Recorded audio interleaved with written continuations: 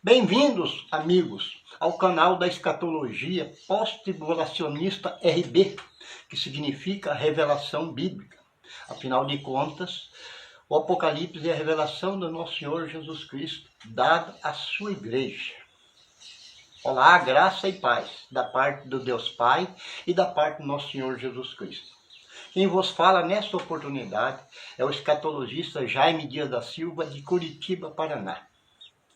Mas antes de iniciarmos este estudo inédito, gostaria que os amigos contribuíssem com o seu like, inscrevessem no canal e acessassem o sininho para nos ajudar. Para o vídeo não ficar longo e cansativo, editamos este tema em duas partes. Para que o amigo possa entender melhor esse assunto, sugerimos que assista também a sua segunda parte. Então, sem maiores delongas, vamos ao tema proposto. Quantos céus existem? Para nós entendermos amplamente este tema, primeiro faz-se necessário conhecer dois principais pontos bíblicos. Primeiro ponto, em se tratando da palavra de Deus, que é espiritual e extremamente detalhista, temos que considerar que um S a mais numa mensagem faz uma grande diferença. Conforme Paulo explicou isso em Gálatas 3,16, que as promessas foram feitas à sua posteridade, que é o Cristo, no singular, e não às suas posteridades, como dizendo, se tratando de várias, no plural. Então, um S na mensagem de Paulo ele fez uma grande diferença. Paralelo a este mesmo assunto, quando o texto se refere a céu, um só, que é no singular, ou quando o texto refere-se a céus, que representa dois ou mais, que é no plural. Segundo ponto, temos que entender também que Deus, na sua infinita sabedoria, sempre ocultou parte das suas mensagens dadas aos seus profetas, conforme está lá em Deuteronômio 29, que diz assim: as coisas encobertas são para o Senhor nosso Deus, porém as reveladas são para nós e para os nossos filhos para sempre. Assim, no caso do tema céus, o máximo que a letra bíblica nos revela diretamente é que há apenas 3 céus. Sendo que o primeiro, que é o nosso céu atmosférico, mais o segundo céu, que é o astronômico, o das galáxias, e o terceiro céu, que é o paraíso, também chamado de seio de Abraão, Lucas 16:22, aonde o apóstolo Paulo foi arrebatado em espírito, 2 Coríntios 12, de 1 a 3. Todavia, conforme já dissemos, há também o outro lado oculto das Escrituras para ser manifestado através da revelação da letra do Evangelho, conforme as promessas feitas em Jeremias 33:3, aonde o Senhor disse pela boca do seu profeta: clama-me e responder-te-ei, e anunciar-te-ei coisas grandes e firmes que não sabes. E também está lá em 1 Coríntios, capítulo 2, 9, que diz assim: as coisas que o olho não viram, e o ouvido não ouviram, e não subiu ao coração do homem, são as que Deus preparou para aqueles que Ele ama. Muito bem, depois de conhecer essas duas importantes chaves bíblicas, podemos discorrer tranquilamente o tema proposto. Por um lado, a Escritura diz que Enoque e Elias foram arrebatados para o céu, conforme está escrito. E andou Enoque com Deus, e não ouviu mais, porquanto Deus para si o tomou. Gênesis 5:24. O segundo texto está escrito: e sucedeu que, indo eles, andando e falando, eis que um carro de fogo, com cavalos de fogo, os separou um do outro, isso é, Eliseu de Elias. E Elias subiu ao céu num redemoinho. 2 Reis, capítulo 2, verso 11. Porém, por outro lado, o Senhor Jesus nos falou com todas as letras que ninguém subiu ao céu. Leiamos. Ninguém subiu ao céu, senão aquele que desceu do céu, o Filho do Homem que está no céu. João 3,13. Essa mensagem também foi repetida por Pedro mais adiante, quando pelo Espírito ele disse que Davi, depois da sua morte, não subiu aos céus. Porque Davi não subiu aos céus, mas ele próprio diz: disse o Senhor ao meu Senhor, assenta-te à minha mão direita, até que eu ponha os teus inimigos por escabelo dos teus pés. Atos, capítulo 2, verso 34 e o 35. Então, diante desse grande tiroteio, eu faço a seguinte pergunta: contradição bíblica ou falta de conhecimento dos teologanos em geral? Evidente que a Escritura não se contradiz, porque que apesar de ela ter sido escrita por profetas diferentes, em tempos diferentes, apesar de tudo isso, ela foi inspirada pelo Espírito Santo, que não erra jamais. Agora imagine você, se um leigo das Escrituras confrontar essas duas mensagens, uma dizendo que 2 santos subiram ao céu, e a outra, o próprio Filho de Deus, dizendo que no céu ninguém jamais subiu. No mínimo vai dizer que as Escrituras estão se contradizendo. Porém, se os irmãos conhecerem a revelação dos vários céus que vamos apresentar aqui, será fácil sair desse aperto sem lançar mão a nenhum subterfúgio ou desculpas esfarrapadas para a igreja. Ainda que essas duas narrativas, num primeiro momento, aparente contradição entre si. Baseado no seu pouco conhecimento bíblico da época, recebido apenas em parte, está lá em 1 Coríntios, capítulo 13, verso 9. Moisés indiretamente anunciou 7 céus, dizendo: eis que os céus, 2 ou mais, e os céus, 2 ou mais, 2 céus, 2 ou mais, são do Senhor teu Deus, e a terra, e tudo o que nela há. Deuteronômio 10, 14. Ao citar a terra na sua mensagem, Moisés indiretamente incluiu o nosso primeiro céu atmosférico, que século mais tarde, na revelação, João denominou de primeiro céu. Apocalipse 21, 1. Nota, como o número 7 tem sido usado em quase todo o plano de Deus, conforme os exemplos: 7 dias da criação, 7 voltas das muralhas de Jericó, 7 mergulhos no Jordão, 7 selos, 7 anjos com 7 trombetas, 7 taças da ira, etc.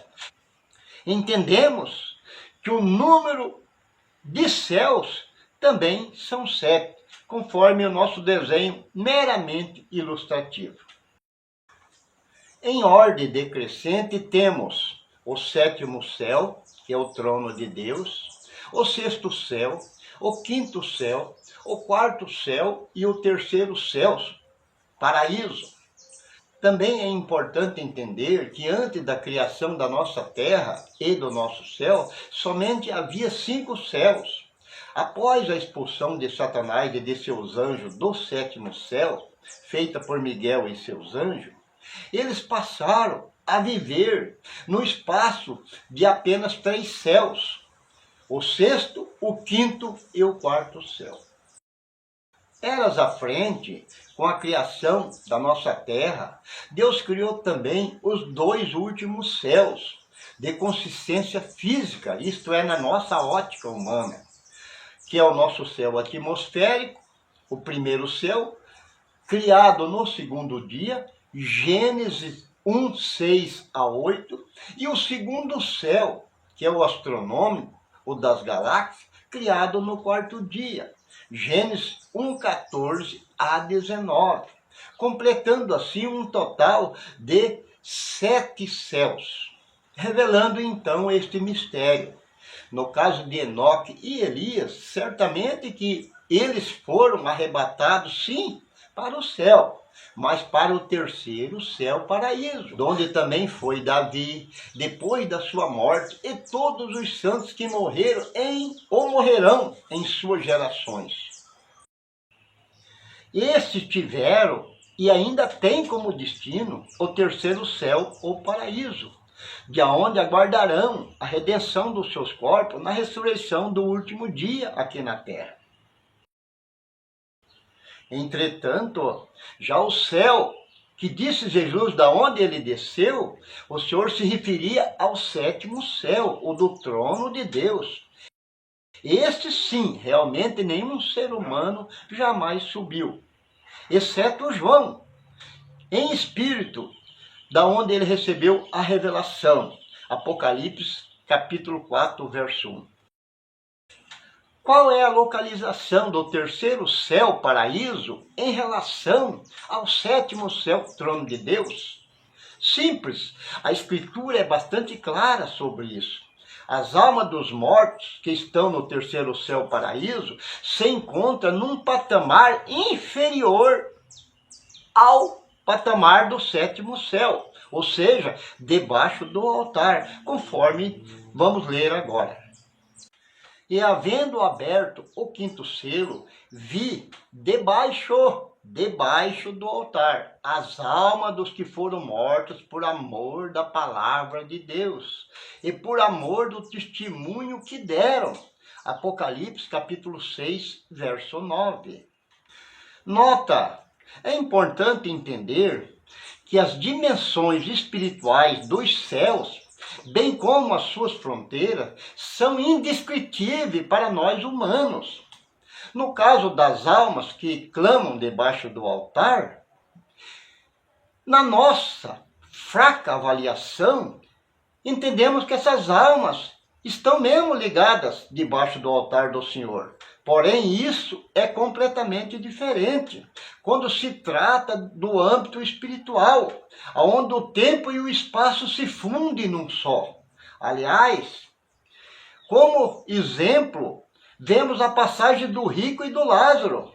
Quando o rico, em tormentos naquela chama, naquela distância, estando ele lá no abismo, não somente viu a água no paraíso, como também Lázaro, e também dialogou com o pai Abraão. Então a dimensão espiritual é completamente diferente do nosso entendimento natural. De quantos céus são compostas as regiões celestiais que o dragão e seus anjos decaídos ainda têm acesso espiritualmente? As regiões celestiais que Satanás e seus anjos ainda têm acesso são compostas de 5 céus. São eles o 6º céu, o 5º céu, o 4º céu, o 3º céu, que é o paraíso, Satanás e seus anjos não têm acesso. O 2º céu, ele tem acesso, e o nosso 1º céu atmosférico, no qual ele tem acesso. O apóstolo Paulo, já na sua época, sabia muito bem desses detalhes, quando ele disse: porque não temos que lutar contra a carne e o sangue, mas sim contra os principados, contra as potestades, contra os príncipes das trevas deste século, contra as hostes espirituais da maldade nos lugares celestiais. Efésios capítulo 6, verso 12. Vale da sombra da morte. Agora, aproveitando o gancho dos 7 céus, eu jamais poderia deixar de compartilhar com meus irmãos esta tão grande revelação, que é de extrema importância para a manutenção da salvação do cristão, chamada o Vale da Sombra da Morte. Assunto esse não abordado até hoje pelos teólogos em geral. Com a posterior queda de Adão e Eva, sabendo que as almas dos pecadores em sua morte tentaria atravessar o segundo céu em direção ao terceiro céu, o paraíso, Satanás concentrou suas miríades de anjos decaídos, seus principados, suas potestades no segundo céu, que na nossa ótica material e física é o das galáxias. Este grande espaço foi chamado por Davi de o Vale da Sombra da Morte, o qual ele não temeria passar, porque o Senhor estava com ele. Leamos. Ainda que eu andasse pelo vale da sombra da morte, não temeria mal algum, porque tu estás comigo. A tua vara e o teu cajado me consolam. Salmo 23. Sabendo que Satanás iria concentrar as suas miríades de anjos neste segundo céu, com a finalidade de arrastar multidões de almas pecadoras para o inferno, Deus fez uma primeira promessa para Adão e Eva e a sua descendência, sobre a vinda da semente da mulher, que está lá em Gênesis 3,15, dizendo que esta semente não somente pisaria a cabeça da serpente, mas também seria a ponte de ligação para o salvo entre o nosso primeiro céu, o paraíso, chamado também de caminho da vida. Leamos. Para o entendido, o caminho da vida é para cima, para que se desvie do inferno que está embaixo. Provérbios 15, 24. Após a morte, os espíritos do ser humano tentam voltar a Deus, segundo o que está escrito em Eclesiastes, capítulo 12, verso 7. Porém, o vale da sombra da morte está infestado de demônios, que impedem qualquer alma de atravessá-lo. Somente consegue passar em direção ao terceiro céu, paraíso, aqueles que na sua caminhada de fé na terra permaneceram fiéis ao Senhor, conforme Mateus 24:13, aquele que perseverar até o fim será salvo. Estes, quando vivos, tiveram na terra como companhia os anjos de Deus, que sempre se acamparam ao seu redor, a fim de que, em suas mortes, esses mesmos anjos os levam em segurança pelo caminho da vida, garantida pelo sangue do Cordeiro. Aliás, foi exatamente baseado neste caminho que o Senhor Jesus disse: eu sou o caminho, a verdade e a vida. Ninguém vem ao Pai senão por mim. João 14, 6. Portanto, após a sua morte, o salvo é levado pelos anjos através deste caminho de luz para o paraíso, como aconteceu com Lázaro. Leamos. E aconteceu que o mendigo morreu e foi levado pelos anjos ao seio do Abraão, que é o mesmo paraíso. Lucas, capítulo 16, verso 22, parte A. Já no caso do rico, que viveu impiamente afastado de Deus na terra, quando de sua morte, os demônios arrastaram sua alma para o abismo, inferno, conforme profetizou também o salmista.